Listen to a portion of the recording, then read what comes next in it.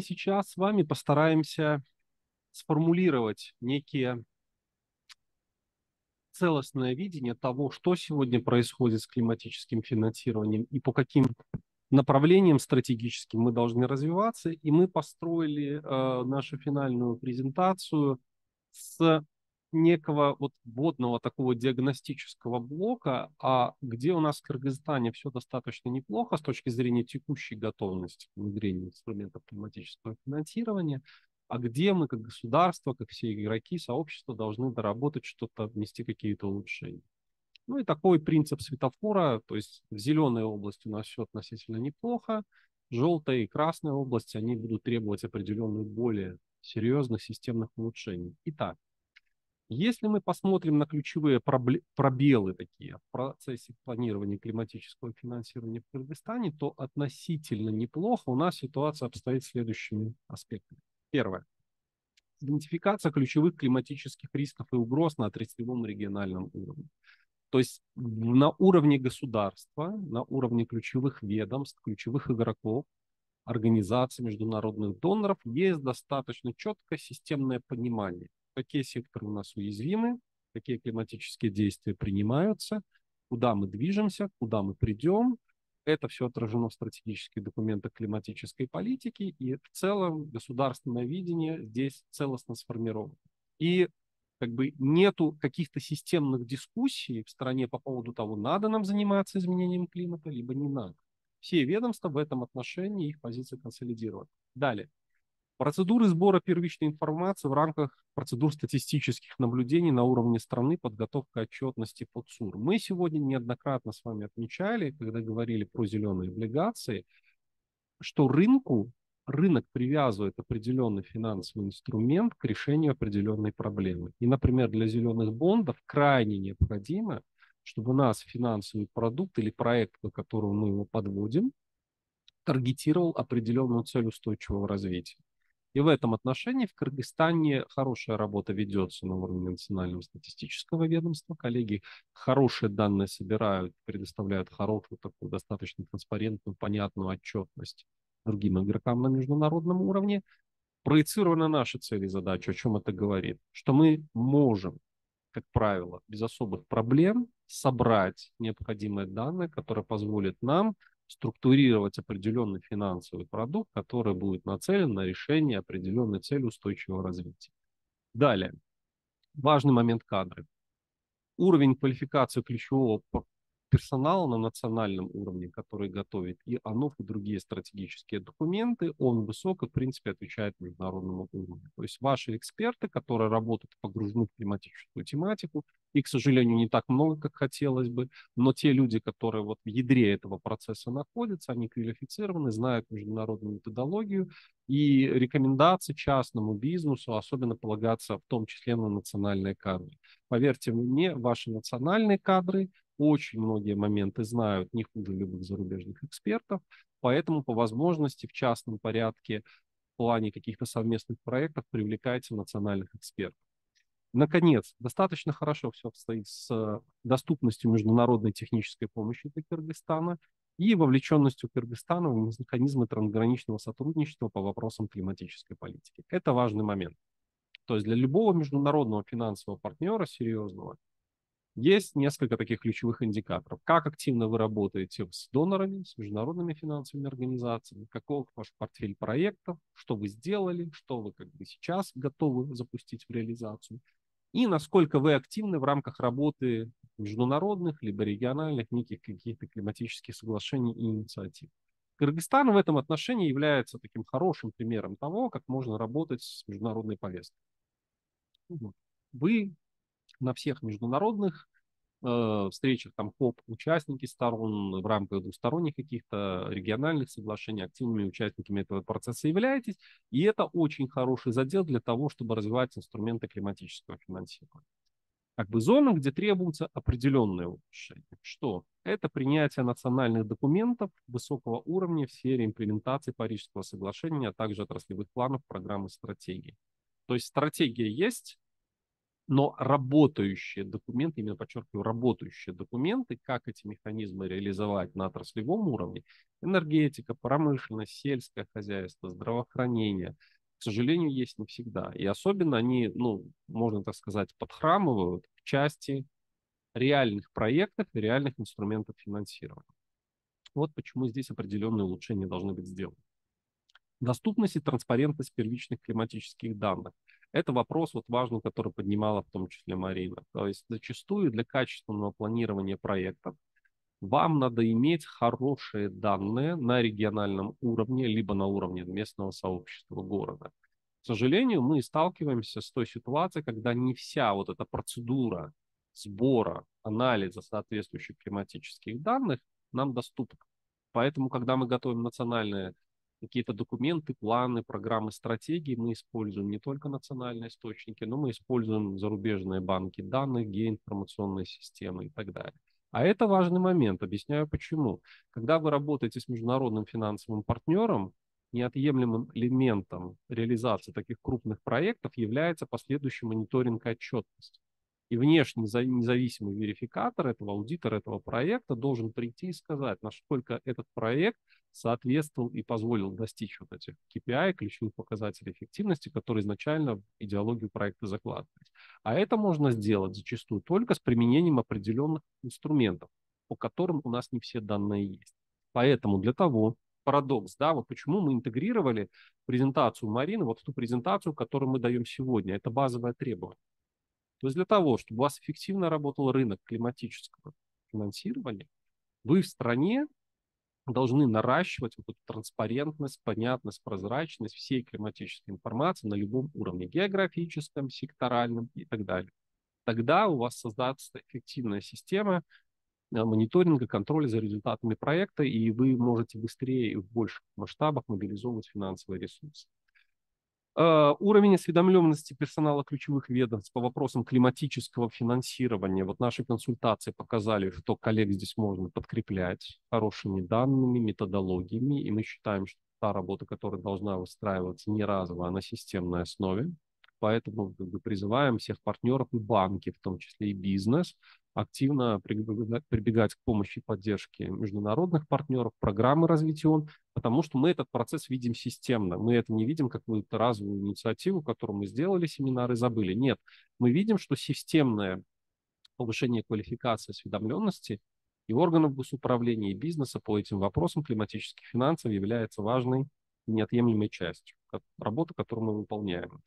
Наконец, представленность в Кыргызстане ключевых международных организаций доноров, предоставляющих техническую помощь по вопросам митигации и адаптации.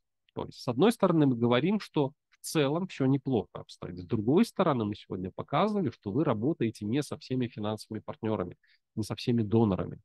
Как это сделать, на что обратить внимание, мы сегодня поднимали. Ну и дальше я по блоку презентации еще раз сделаю несколько акцентов. И, наконец, межведомственная координация работы по вопросам климатического финансирования. Здесь также должны быть сделаны улучшения, потому что, к сожалению, пока что вот это вот качество институциональной среды, особенно в части взаимодействия, каждое министерство квалифицировано по своим блокам, но вот с точки зрения единого видения, стратегии понимания направлений и того, что должно сделать фискальное ведомство, Минфин, Нацбанк как регулятор финансового сектора, Минэкономики как ответственный за развитие зеленой экономики, Минприроды как отвечающая за декарбонизацию, митигацию, адаптацию. Вот здесь вот координация крайне важна. Поэтому мы видим, что определенная работа в этой части тоже может быть сделана. Ну и, наконец, как бы красная зона– это то, на что мы хотели бы обратить особое внимание. Востребованность представителями органов госуправления Кыргызстана климатических данных, сервисов и сценариев в повседневной работе. Это важный вопрос на самом деле, потому что зачастую люди погружены в оперативную деятельность и не понимают, что та же климатическая информация, те же сценарии, особенно в части сельского хозяйства, водного сектора, это является базовой информацией для принятия среднесрочных решений, особенно при проработке крупных инвестиционных проектов. В состоянии ли мы эффективно учитывать прогнозы по водной ситуации, когда занимаемся проектами по развитию гидроэнергетики, например? В состоянии ли мы учитывать и прогнозировать ситуацию, когда мы занимаемся планированием там, 5 или 10-летних программ развития сельского хозяйства, учитываем ли мы климатические риски и угрозы и адаптивные мероприятия заносим ли туда. Здесь должна делаться дополнительная работа. Достаточность ресурсов бюджетных всех уровней для решения проблем, связанных с изменением климата. Это, ну, как бы извечная головная боль. Денег у государства никогда не бывает достаточно. И что мы видим? Что государство должно уходить по возможности от финансирования капитальных затрат. Вот этот вопрос мы сегодня с коллегами из страхового бизнеса поднимали. Объясню смысл. Смотрите, что мы видим по динамике инвестиций в основной капитал? Что растет доля государства. То есть, с одной стороны, это неплохо, потому что капитальные инвестиции делают. Но с другой стороны, капитальные затраты бюджета – это первое, на чем начинает экономить государство, когда у вас наступают некие неблагоприятные экономические последствия. То есть, как только у вас идет там, ухудшение внешнеэкономической конъюнктуры, необходимо сводить бюджет, а государство экономит не на пенсиях, не на зарплатах медиков, врачей, учителей и так далее. Оно начинает экономить на капитальных затратах. Поэтому, если вы видите, что в экономике растет доля инвестиций в основной капитал средств государственного бюджета, это достаточно такой тревожный сигнал. Государство должно уйти от прямой бюджетной инвестиционной поддержки и таргетированно помогать устойчивым финансовым инструментам. Поддерживать энергосервис, поддерживать там зеленую ипотеку, поддерживать льготный лизинг, кредитование, для того, чтобы сделать эти инструменты более финансово доступными и по возможности смещать акцент от государственного финансирования в сторону заемного финансирования более устойчивых инструментов. Потому что зачастую получается ситуация, мы ее также неоднократно наблюдали, когда у банков есть избыток ликвидности. То есть у банков есть ресурсная база, но нет проектов, куда они эти ресурсы могут направить. То есть с точки зрения макроэкономики вот эта задача, она тоже должна решаться. Но я думаю, коллеги проблематику это все осознают, тоже там действия будут в этом направлении принимать. Особая проблема – это использование международных баз данных, наилучших доступных технологий и решений для планирования или реализации климатических проектов. О чем мы говорим? Применительно к частным случаям. Вам необходимо реализовать пул инвестиционных проектов в области митигации, адаптации. Зачастую есть большая проблема в оценке экономики этого проекта. Вы не знаете, насколько те капексы, насколько те удельные затраты, которые вам предлагает инициатор проекта, они соответствуют наилучшим доступным технологиям и практикам, не завышены ли они. Особенно это касается проектов таких менее экономически прозрачных отраслях, как сельское хозяйство, водный сектор. И для этого есть база наилучших доступных технологий. Мы вчера коллегам из органов госуправления детальнейшую презентацию на сей счет делали. Это тот инструментарий, который те же банки, которые осуществляют верификацию проекта, соответствие, комплайенс своей внутренней политикой, могут очень быстро взять и выстроить вот эту процедуру контролинга. Вы будете иметь доступ к информации, насколько затраты обоснованы или нет, насколько технология совершенна или нет, насколько она верифицирована, проверена в других государствах. Есть 4 ключевые базы, которые мы любим, это VOCAT, устойчивое землепользование, Green Technology Selector и Европейского банка реконструкции и развития, CTCN и VIPO Green, база данных Всемирной организации интеллектуальной собственности. Вот с помощью этих 4 источников и регулятор, и разработчик соответствующей политики, и финансовый сектор, и бизнес очень быстро может верифицировать любую технологию, посмотреть затраты и выгоды от нее внедрения, посмотреть наличие альтернативных поставщиков на рынке и принять правильное инвестиционное решение. Поэтому мы в рамках нашего диалога с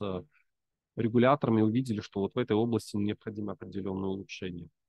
Важный аспект климатического финансирования – это то, что оно делается зачастую, проекты реализуются в регионах и планируются в регионах. И на уровне органов госуправления, центральных органов власти мы имеем, в принципе, хорошую, неплохую осведомленность по указанной проблематике. Но если мы поедем, будем разговаривать с региональными властями, то там есть проблемы. А климатические действия, климатические проекты – это локальные проекты, и нам надо наращивать потенциал в этой сфере. Ну и, наконец, доступность климатических финансовых продуктов для домохозяйств, о чем мы уже сегодня неоднократно говорили. Бизнес вместе с государством должны посмотреть на частного потребителя. Этот частный потребитель вносит большой вклад в достижение целей устойчивого развития и может выступать активным потребителем финансовых продуктов на рынке климатического финансирования. Это постулат.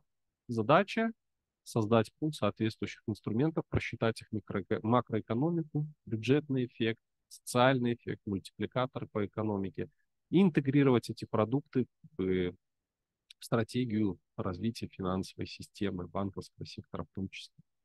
Поэтому это важный аспект. Следующий момент, на который хотелось бы обратить внимание, это приоритетное направление развития климатического финансирования. И мы подходим к важному элементу, который мы уже сегодня упоминали. Зачем вообще нужна зеленая таксономия? Что такое таксономия? Это классификация зеленых видов деятельности. Сейчас в Кыргызстане ведется работа по разработке зеленой таксономии, куда предварительно включены возобновляемые источники энергии, там различные решения по энергоэффективности, зеленое здание, решения по предотвращению и контролю загрязнений воздуха, почвы и так далее. Все, что связано с устойчивым использованием водных ресурсов и отходов, устойчивое сельское хозяйство, землепользование, лесное хозяйство, сохранение биоразнообразия, экологический туризм туда пока что предварительно отнесем. Ну и, наконец, решение по чистому транспорту. Зачем нужна таксономия? Таксономия — это, по сути, и еще раз напоминаю, вот этот слайд. Таксономия — это четкий ориентир для банковского сектора, какой проект является зеленым, какой проект не является зеленым. Соответственно, как это работает на примере ближайших государств Казахстана? Они создали инструмент через Национальный фонд ДАМУ, инструмент поддержки энергоэффективных проектов. Инструмент реализуется через коммерческие банки, то есть провайдером финансирования в рамках вот такого рода проектов, мини-проектов являются коммерческие банки партнерские. И выстроен механизм предварительного анализа проектных предложений, то есть выезжает эксперт, он смотрит на конкретный объект, какое техническое решение предлагается внедрить, а потом банковский комплаенс сидит и смотрит, соответствует ли данная технология пункту 1.2.3 таксономии или не соответствует. То есть первое базовое требование — таксономия должна быть, если вы хотите, чтобы разные банки работали зелеными рыночными нишами. То есть, если решение не подпадает под зеленые критерии, значит, этот проект не может подпадать под каналы зеленого климатического финансирования. Во-вторых, они должны быть унифицированы. Нельзя разрабатывать таксономию индивидуально для одного банка, для второго. Да, могут быть какие-то частные истории.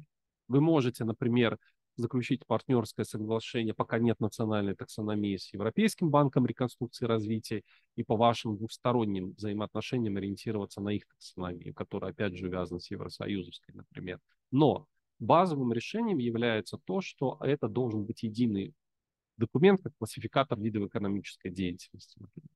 И тогда рынок получает очень четкие сигналы, что вот эти виды деятельности, они, во-первых, относятся к зеленым, устойчивым, климатическим, нейтральным там, и так далее. Во-вторых, что банки, как финансовые поставщики, имеют четкое, понятное понимание того, как с этим продуктовым рынком работать, вот с этим рынком. Они не удивляются, что такое тепловой насос, они не удивляются, что такое фотовольтаик.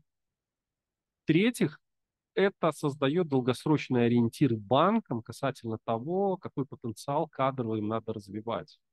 То есть, если вы посмотрите на вот стратегии работы там, зарубежных крупных финансовых организаций, то у них уже есть целое подразделение, которое занимается устойчивым развитием, которые ведут там ESG-комплайенс своих клиентов, которые внимательнейшим образом анализируют кредитный портфель, который им поступает на рассмотрение. И, по сути, тренд 22-23 года, который мы сами с удивлением увидели, например, в России, коммерческие крупные банки, банки развития, тот же ВБР, начали нанимать специалистов по экологии, энергоэффективности, то есть и декарбонизации.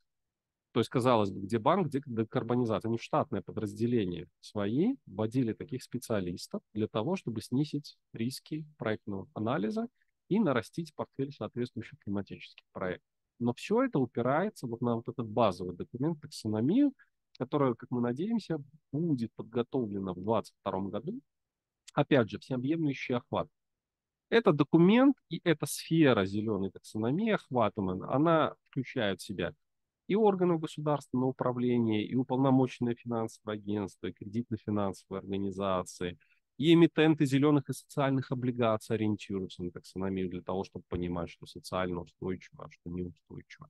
И субъекты предпринимательства, и органы по независимой оценке разработки стандартов. То есть принятие такого рода документа, оно дает импульс для последующего развития зеленого климатического рынка. И это вот одно из требований, которые мы считаем, вот государство должно имплементировать, реализовать в самое ближайшее время и все-таки принять этот документ при всемирной поддержке. Следующий момент – архитектура мирового рынка климатического финансирования, на который мы еще раз хотим обратить внимание. В чем состоит видение? В чем состоит стратегия и оптимальный путь развития климатических финансов в Кыргызстане? Вы достаточно неплохо работаете с уже существующим пулом доноров. А как он выглядит? Он выглядит примерно так. Что такое мировое климатическое финансирование? Верхняя часть. У нас есть ключевые страны-доноры. Это Австралия, Канада, Великобритания, Франция, в общем, весь развитый мир. Они делают определенные взносы, их ресурс направляется, аккумулируется в определенных фондах, такие как глобальный экологический фонд, специальный климатический фонд, фонд адаптации, зеленый климатический фонд и ряд других. Какие-то из этих фондов фокусируются на декарбонизации. Для них интерес представляет снижение выбросов СО2 в абсолютном выражении. Какие-то фокусируются на адаптации, каких-то адаптационных. Какие-то работают с митигацией, с адаптацией. Дальше у нас есть провайдеры ресурсов этого фонда, агентства развития, через которых этот ресурс канализируется, направляется, уже распределяется по конкретным проектам стран. Важно понимать следующее, что вот есть несколько ключевых базовых фондов, зеленый климатический фонд ЗКФ и ГЭФ, которые были определены как базовыми по имплементации глобальных соглашений по изменению климата. И там аккумулируется основной ресурс. И вот с этими двумя источниками Кыргызстан достаточно успешно и длительно в той или иной степени работает. То есть все, что касается так называемых низковисящих фруктов, то есть инструментов финансирования зарубежного, грантов, наиболее емких инструментов, наиболее широко применяемых глобально, Кыргызстан уже с ними работает. А сейчас есть несколько нюансов, на которые мы хотели бы подчеркнуть внимание. Вот почему крайне важно расширять пул проектов, с которыми мы работаем.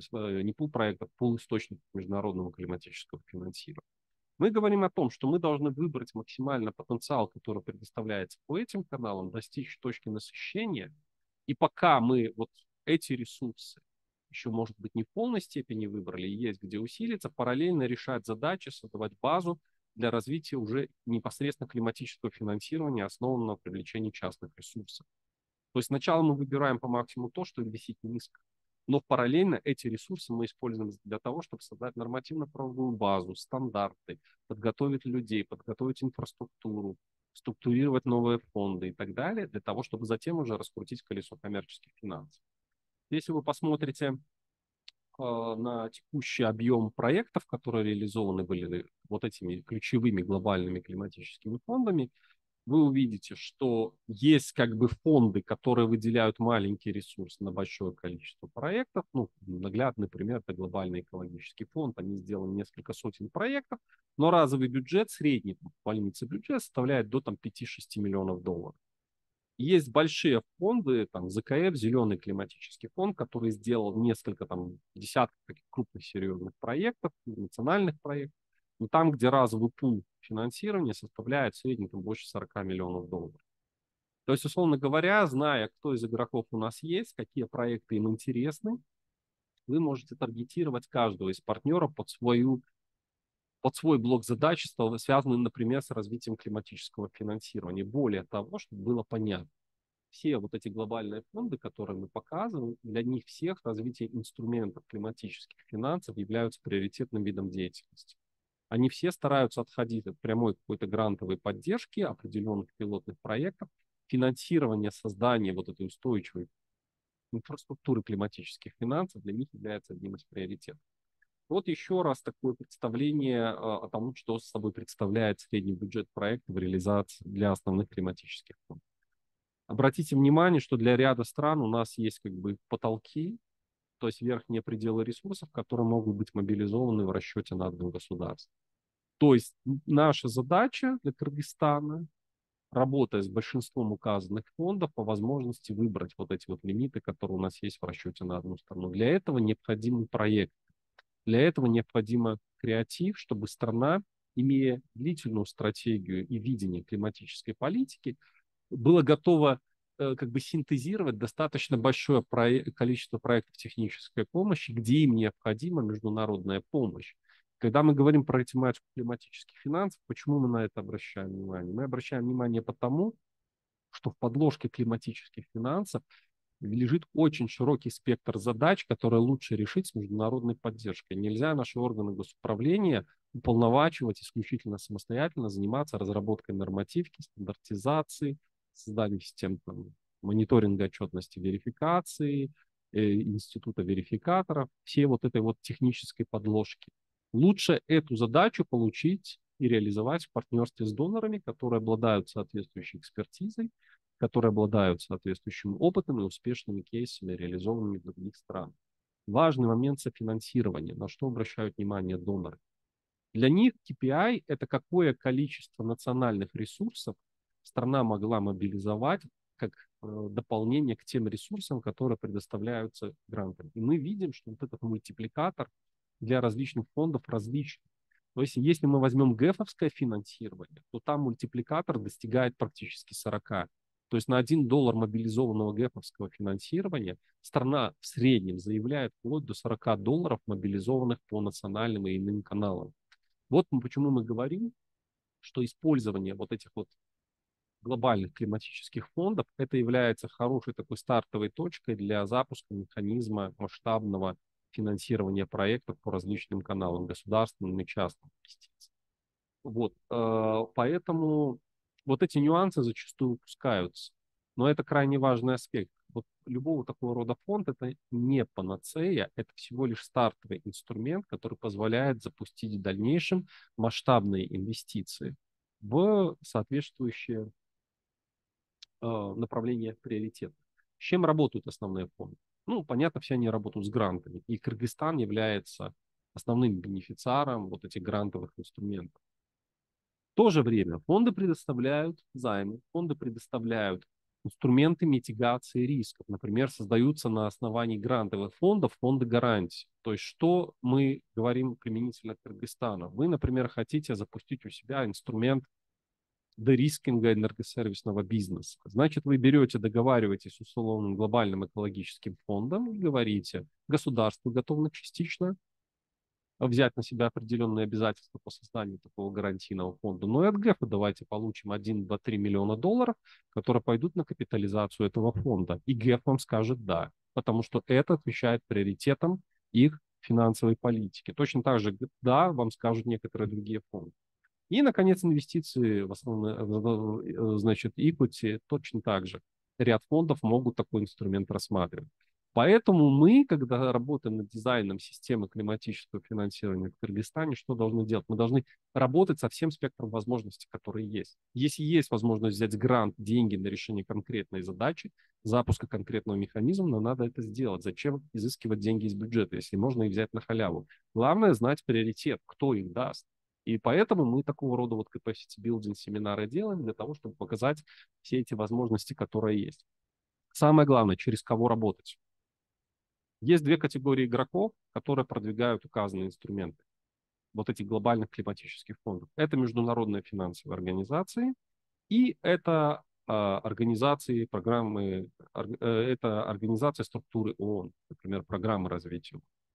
То есть вот эти две категории, международные финансовые организации, Всемирный банк, Европейский банк реконструкции и развития, Азиатский банк развития, Исламский банк развития и агентство ООН, программа развития ООН, ФАО, ЮНИСЕФ, Всемирная организация здравоохранения, они ключевые провайдеры, через которых эти фонды направляют свои ресурсы.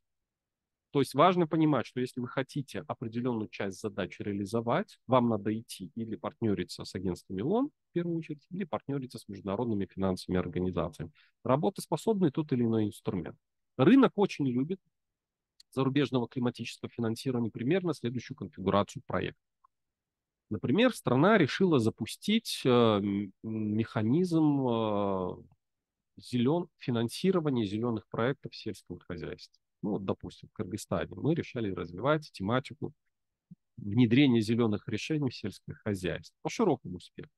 Это может быть отдельный страховой инструмент, закупка или субсидирование там, системы ирригации, системы возобновляемых источников энергии, органические чистые удобрения, энергосберегающие, почвосберегающие, хозяйственная техника, все что угодно. Как выглядит конфигурация? 3 партнера: государство, государственный фонд или банк развития, например, Кыргызстана,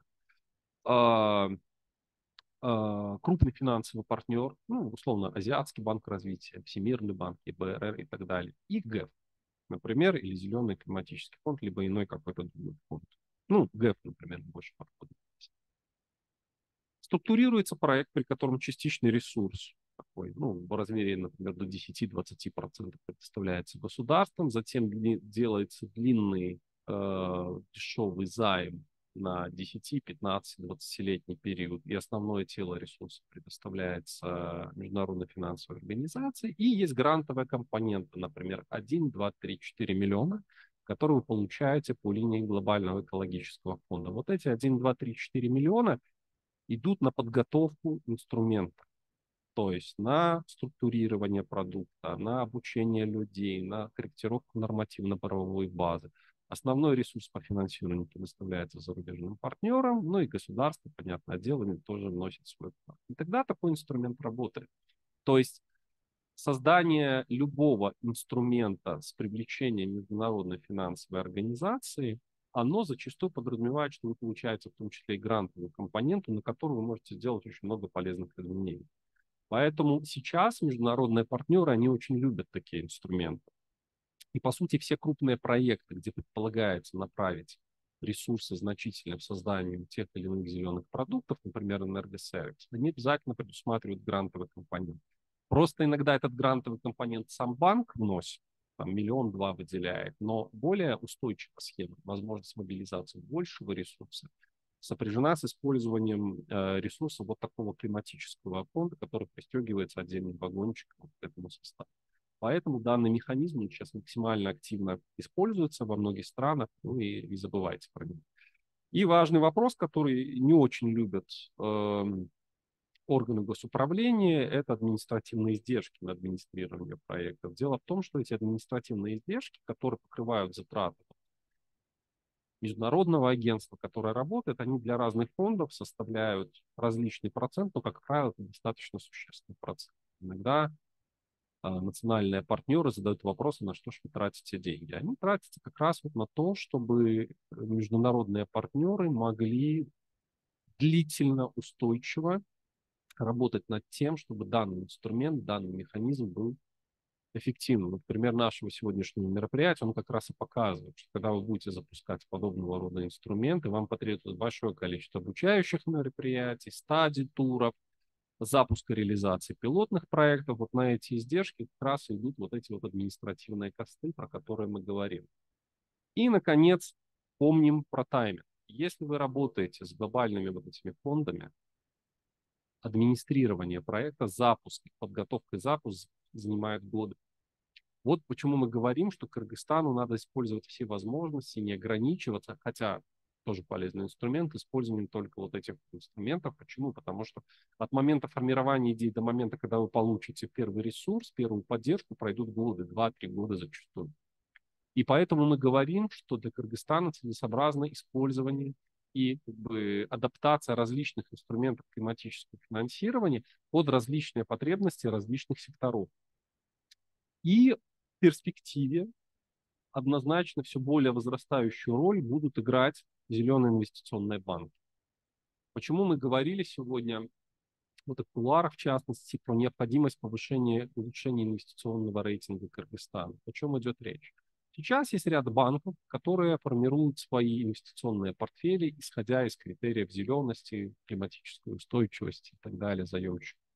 То есть они не вкладывают в нефтегаз, они не вкладывают в цемент, они вкладывают в проекты, которые сопряжены вот с такой зеленой тематикой. И количество этих банков растет. Более того, вот тот глобальный тренд по озеленению мировой финансовой системы, он достаточно серьезные проблемы уже сейчас приносит для секторов, которые не являются зелеными и устойчивыми. То есть становится объективно сложнее найти проекты в горнодобывающий сектор, например, проекты в угольный сектор. Вы просто не найдете хорошего такого репутационного, с хорошей репутацией финансового партнера в Европе, который сегодня согласится вам профинансировать проект по угледобыче. Только потому, что они считают, что этот проект не соответствует их корпоративной инвестиционной стратегии. Как бы крайностью являются климатические фонды, которые финансируют исключительно зеленые климатические проекты на сегодняшний день. И количество таких фондов растет, причем и в Европе, и в Азии, в Америке, везде растет. Поэтому, когда у нас возникает опция, хороший частный проект, несколько десятков миллионов долларов, сеть гидроэлектростанций, ветропарк, масштабные проекты по развитию электротранспорта, зарядной инфраструктуры, мы вполне уже сейчас можем рассматривать опцию с работы через зеленый инвестиционный банк. Зеленые облигации мы уже сегодня обсудили, но вот зеленый инвестиционный банкинг — это может быть вполне себе такой неплохой историей, когда нам необходимо мобилизовать ресурсы достаточно быстро. Например, структурировать проект, подготовить его в течение года. В этом случае мы вправе этот инструмент рассматривать для себя. И роль этого инструмента будет возрастать для Кыргызстана в ближайшие годы. Что касается приоритетов развития климатического финансирования, опять же, небольшая подводная часть, подводка к этому всему. Необходимо фиксировать несколько моментов. Первое. Климатическое финансирование не существует само по себе. У нас есть стратегические цели и задачи, которые рассчитывает решить государство. Это соблюдение международных обязательств Кыргызской республики в части борьбы с последствиями изменения климата и достижение национальных целей устойчивого развития. Это магистральная часть. Мы должны обеспечить снижение уязвимости и повысить устойчивость экономики страны, то есть адекватную угрозам, оценку климатических рисков и мер по их смягчению, минимизацию негативных последствий изменения климата на национальном, региональном, секторальном и корпоративном уровне. Мы должны обеспечить достижение макроэкономических параметров, то есть обеспечение устойчивого экономического роста, обеспечить устойчивое финансирование сектора в условиях изменения климата и расширить доступ к международным источникам финансирования. И мы должны не забывать про социальный аспект, обеспечение благоприятных условий жизни населения и, опять же, достижение национальных целей устойчивого развития. То есть, когда мы структурируем эту систему климатического финансирования, мы смотрим, она этим целям соответствует или нет. Если соответствует, все хорошо, движемся дальше. Если нет, смотрим, где, в какой части мы должны внести организационные и иные там регулятивные улучшения. Далее, если посмотреть на стратегическое видение процесса климатического планирования и финансирования в Кыргызстане, мы должны на что обращать вопросы. Вопросы климатической политики, митигацию, адаптацию. То есть отражены ли в документах вопросы изменения климата в соответствующих стратегических документах. О чем мы говорим, за что мы выступаем? Чтобы в каждом отраслевом плане развития отрасли, в каждой стратегии развития региона присутствовал абзац. Важность климатической проблематики, а там, где идет план мероприятий по реализации данного стратегического документа, чтобы у нас присутствовало финансирование, разбивка, в том числе, чтобы там были прямо или косвенно обозначены источники климатического финансирования. Если мы видим, что проект может быть реализован с теми или иными финансовыми инструментами, органы госуправления должны этот инструмент туда обозначать как опцию. Не как догму, потому что рынок решит, все выгодно или невыгодно, но хотя бы как опцию. Дальше. Мы должны отражать в наших документах ключевые климатические риски и угрозы. Мы должны приучать партнеров, госсектор работать с указанной проблематикой. Мы должны четко идентифицировать ключевые показатели эффективности, на что мы отталкиваемся. То есть увязку данной системы показателей с целями устойчивого развития, как мы сегодня посмотрели на примере зеленых бандов. Мы должны обеспечить транспарентность процедур сбора и предоставления соответствующих данных, о чем мы сегодня говорили, что вот эта подложка, она является на самом деле ключевой, без нее просто система климатического финансирования нет. Вот почему отдельным приоритетом работы программы развития ООН является ETF, то есть Enhanced Transparency Framework, расширенный механизм прозрачности. Вот. И мы будем реализовывать соответствующий проект в Кыргызстане по повышению вот этой транспарентности всех климатических данных для внутренних и внешних партнеров. Наконец, мы должны очень четко идентифицировать механизмы реализации климатической и финансовой политики. То есть, опять же, речь идет об отраслевых планах, программах, стратегиях с интегрированными вопросами изменения климата и определить приоритетные митигационные и адаптационные мероприятия. Там условно говоря, принцип Парето. Зачастую там 80% эффекта мы получаем от 20% мероприятий, ключевых проектов. Вот эта приоритизация в каждом секторе, она должна быть очень четко выражена, зафиксирована и отражена в финансовом плане. И, наконец, мы должны очень четко работать с источниками финансирования. За что мы выступаем? За то, чтобы обязательно были интегрированы источники возможного климатического финансирования в каждый более-менее серьезный проект, чтобы он рассматривался как опция, чтобы мы видели, что вот этот проект мы можем реализовать: а, банковский кредит, б, госпрограмма, с, зеленые облигации, д, прямые иностранные инвестиции, государственно-частное партнерство. И далее на этапе планирования проекта, чтобы мы уже выбирали, что в данном контексте будет оптимально и эффективно. Но тем самым вы подаете то, чем занимается Центр климатического финансирования, работая с портфелем проектов климатического финансового сегодняшнего. Мы пытаемся дать соответствующие сигналы инвесторам. Мы пытаемся показать, что есть потребность, есть транспарентность этого процесса, есть пул партнеров, с которыми мы хотим работать, и вот этот механизм он выстраивается. И межведомственная координация – это важный аспект. То есть мы видим, что каждое ведомство сильно в своих собственных аспектах, но с точки зрения климатических финансов мы хотим особую роль уделить позиции ведомств финансового блока, финансово-экономического блока. Первое. Для нас важно видение, обратная связь Минфина. Насколько Минфин в рамках текущего и перспективного бюджетного процесса видит место и роль инструментов климатического финансирования. Второе. Мы хотим очень четко понимать позицию Минфина по наращиванию и потенциалу наращивания внешних заимствований. Потому что волшебных историй не бывает. Все те инструменты, на которые мы смотрели сегодня, они реализованы во всем мире, особенно в странах со средним и низким уровнем дохода, преимущественно на длинные займы международных финансовых организаций. Соответственно, есть проблема внешнего долга, порядка 7 миллиардов долларов, если мне память не изменяет. Минфин имеет консервативную всегда позицию касательно безопасного уровня внешнего долга. И Минфин, как важный участник процесса становления климатических финансов, должен сказать, что, ребята, вот в эту пятилетку мы имеем потолок в 100 миллионов долларов, который мы можем указанное направление направить, а вы уже думаете, в рамках каких инструментов вы это сможете делать. Это базовые условия. Без позиции Минфина мы не сможем это реализовать. Далее. Мы должны четко услышать позицию Нацбанка как регулятора банковского сектора, потому что Нацбанк, ведая ведя денежно-кредитную политику, тоже на эти вопросы должен сформулировать свою позицию. В конце концов, мы должны услышать позицию налогового ведомства, потому что отдельные инструменты работы на рынке, они подразумевают необходимость корректировки налогового кодекса. Ну, если мы хотим простимулировать определенный рынок, особенно в B2C-сегменте, в сегменте частных домохозяйств, мы должны понимать, готовы ли налоговое ведомство работать с льготными ставками, льготными ввозными таможенными пошлинами, льготным НДС по определенным позициям зеленых технологий, с налоговыми вычетами. То есть это базовая проблема, которая должна быть развязана в рамках бюджетного кодекса. Касательно энергосервиса, вот важный момент, правила бюджетного кодекса.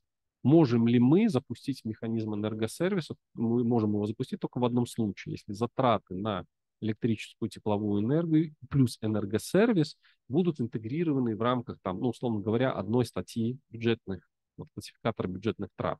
Если мы не вносим изменения в бюджетный кодекс, значит, этот механизм работать не будет. Соответственно, Министерство финансов должно вот это базовое требование пояснить и разъяснить, приемлемо ли это для этого и так далее. То есть Министерство экономики и коммерции должно сказать свое слово касательно того, разделяет ли оно видение развития инструментов климатического финансирования, как оно по цепочке создания добавленной стоимости видит синергию климатических финансов с наращиванием производства либо экспорта зеленых товаров и услуг и снижением импорта, то есть выравниванием внешнеторгового сальдо. То есть вы видите, насколько это комплексная проблема. Поэтому, повторяюсь, межведомственная координация – это важный аспект, на который мы смотрим.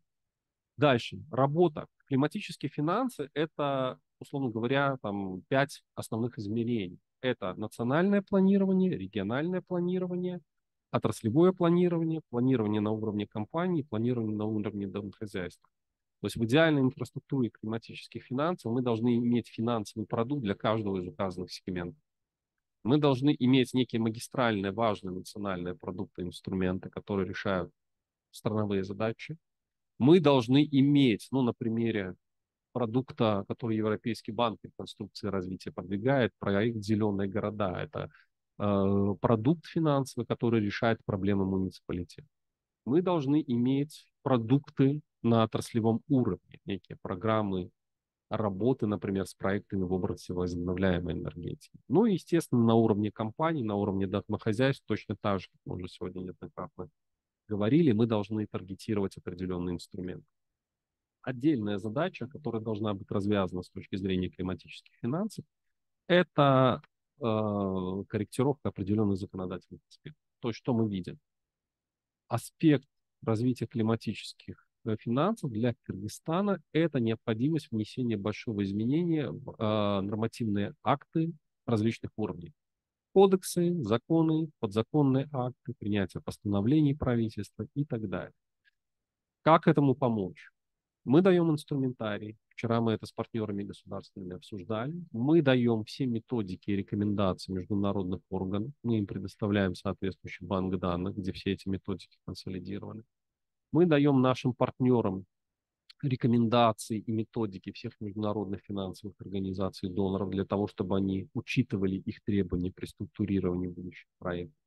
Мы им даем лучшие практики законодательного регулирования. То есть у нас есть единая база всех нормативных актов климатических законов, которую мы посмотрели, и из которой регулятор отраслевой, будь то Министерство финансов, Министерство по налогам и сборам, точечно сможет найти лучшую практику законодательства, уже принятую, реализованную в той или иной стране, ее посмотреть, по возможности адаптировать быстро к национальному контексту Кыргызстана и запустить в работу. Не тратить время с нуля на то, чтобы разработать этот нормативный акт, а посмотреть, что сделали там в 10-15 других странах, решая аналогичную проблему.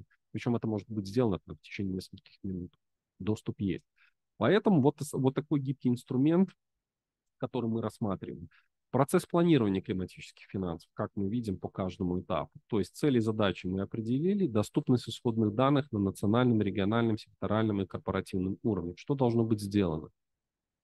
Мы сейчас с тем же Банком развития и с некоторыми другими игроками будем обсуждать, как можно сделать так, чтобы бизнес, банки, регуляторы имели, во-первых, информацию, во-вторых, доступ к большим массивам данных по потенциальным проектам, связанным с климатическим финансированием.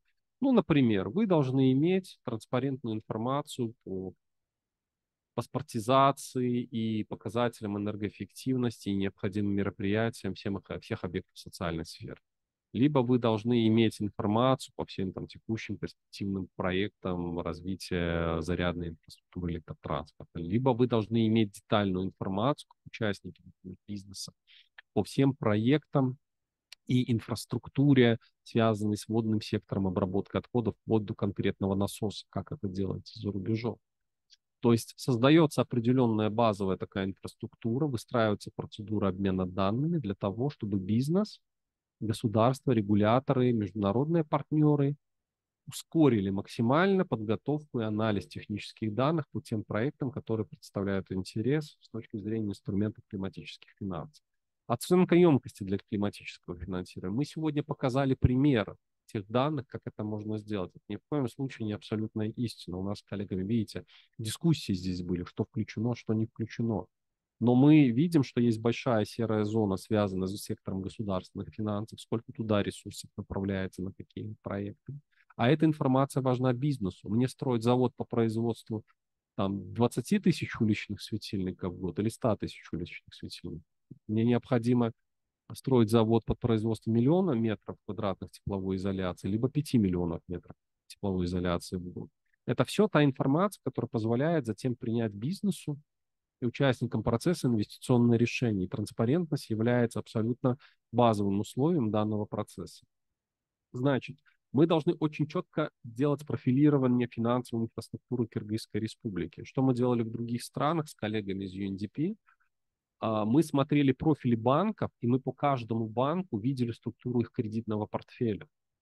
То есть мы знаем, что банк X, он 30% своего портфеля, например, направляет в сектор сельского хозяйства, 20% направляет в промышленность, там 30% кредитует потребительский сектор и так далее. А вот этот банк, он специализируется на, например, работе исключительно там с потребительским кредитованием домохозяйств. Когда у нас спрофилирована и детально понятна инфраструктура финансирования, инфраструктура страхового рынка в том числе, да, мы можем более четко понимать потребности бизнеса, какие продукты им нужны, по каким сегментам они готовы работать. Например, какой-то коммерческий банк скажет, мы хотим стать зеленым банком. У нас есть стратегия, мы здесь партнеримся вот с этими институтами развития, вот здесь мы ищем поддержку государства, здесь мы будем проводником как бы услуг банка развития по определенным продуктам. Это важный элемент. И без понимания направления развития инфраструктуры, куда движется финансовый рынок, говорить про вот такое вот комплексное понимание развития этой проблематики, к сожалению, не приходится. Отдельно мы смотрим, ну, уже говорили про это, приоритетные финансовые инструменты, регулятивные изменения, планы имплементации, все это финализирующий этап. Но основной трудоемкий процесс, который мы видим с точки зрения развития климатических финансов, он должен быть сделан в течение вот 1-2 лет. Вот эти вот подводные камни, вот эти моменты, которые препятствуют дальнейшему развитию, они могут быть сняты в указанный период, и тогда этот сектор получит дополнительный импульс. Самое главное, чтобы мы видели, что эта проблема, она вполне решаемая, она успешно решается в других странах с аналогичными вопросами и проблемами. Поэтому в этом нет ничего страшного. Повторяюсь, не более того, финансовый рынок, климатическое финансирование – это всего лишь настройка по традиционной финансовой системе. Это не абсолютно некая новая индустрия. Вам просто туда надо интегрировать определенные элементы. Наконец, мы помним про рыночные ниши. Когда говорят, надо, не надо заниматься, смотрим на потенциально 10 миллиардов долларов, в том числе там, 7,2 на митигацию, 2,8 адаптацию. Вот эти оценки, они постоянно пересматриваются. Надо понимать, это не догма.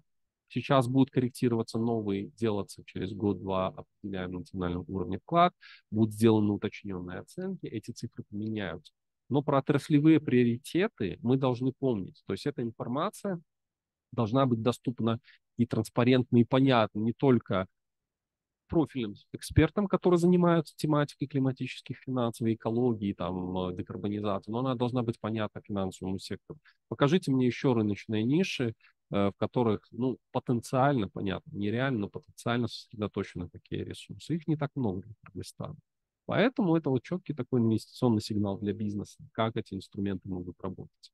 Наконец, касательно инструментария, есть определенное видение, куда мы должны прийти. Есть две части, левая и правая. Внутренние источники, внешние источники.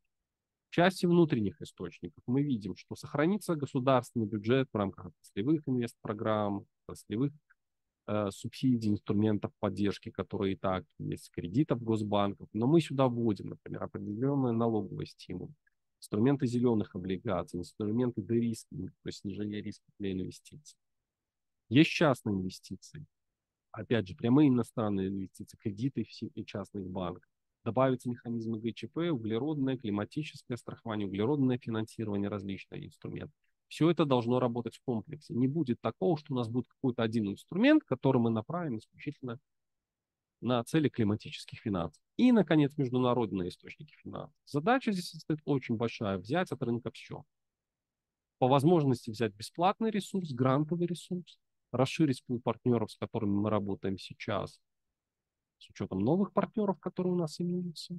И по возможности там, где это уместно, привлекать ресурсы международных финансовых организаций для структурирования вот этих длинных масштабных финансовых продуктов.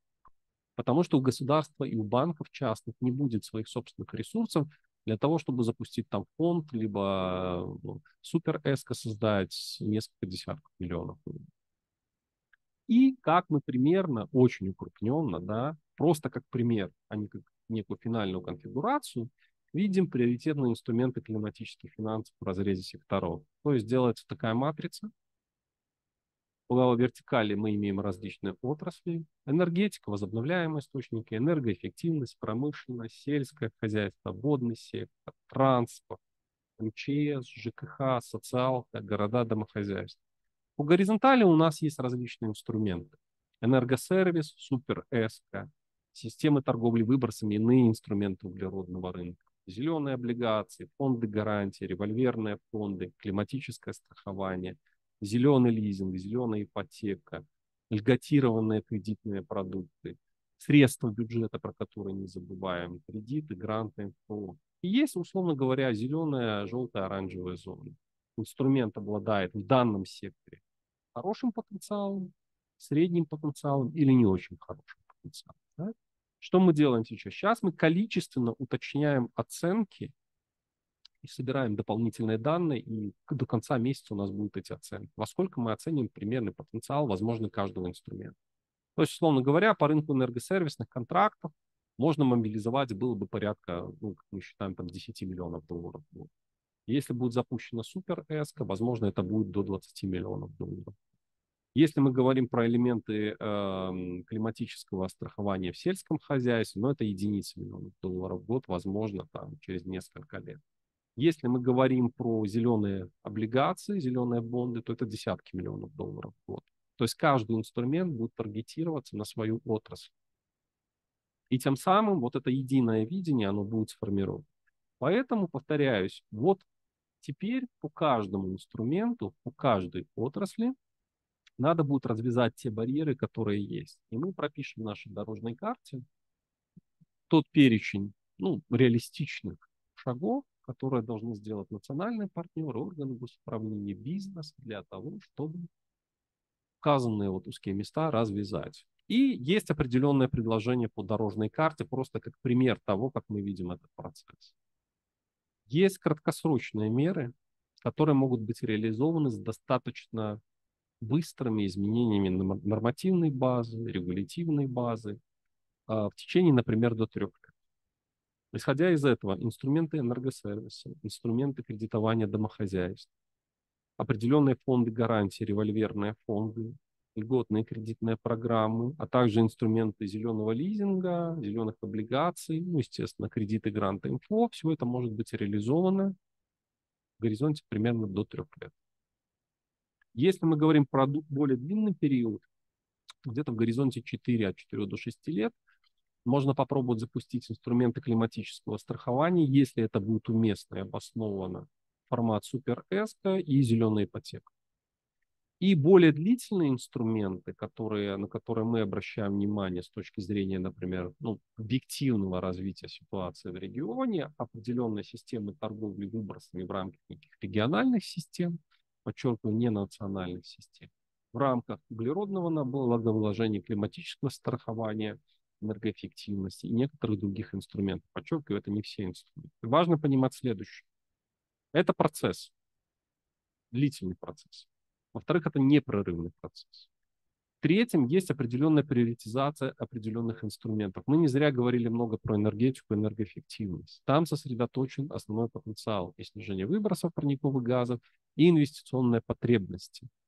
И это все подкреплено национальными программами, стратегиями. Ну, как бы есть консенсус, что в этом направлении надо развиваться. И в этом же направлении есть дефицит инструментов.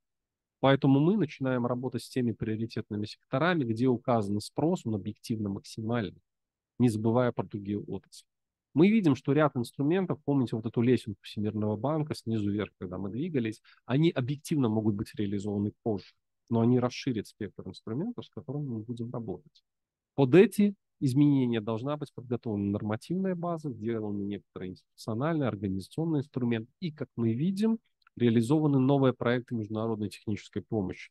А мы с вами помним про вот эти таймлайны, которые мы показывали, сколько объективно занимает структурирование проекта международной технической помощи 2-3 года. Мы не сможем это сделать раньше. Слишком большую работу придется проделать, отпилотировать решение. Поэтому мы, как прагматики, движемся последовательно по определенным инструментам. Не забываем про углеродное финансирование, не забываем про то, что всегда есть частная история, частный проект, который может профинансирован быть достаточно каким-то нишевым инструментом, и это правильно. Просто если говорить про системные вещи, помним про 10 миллиардов долларов. Мы пляшем от потребностей того, что надо сделать в стране. Надо мобилизовать, условно, до 30-го года 10 миллиардов. Из них только треть обеспечена сейчас собственными внутренними ресурсами. И вы от этой недостающей суммы начинаете структурировать инструменты, пул инструментов, разносить их по времени, когда указанные задачи можно реализовать. Поэтому, уважаемые коллеги, Ну, наверное, это конец четвертой презентации.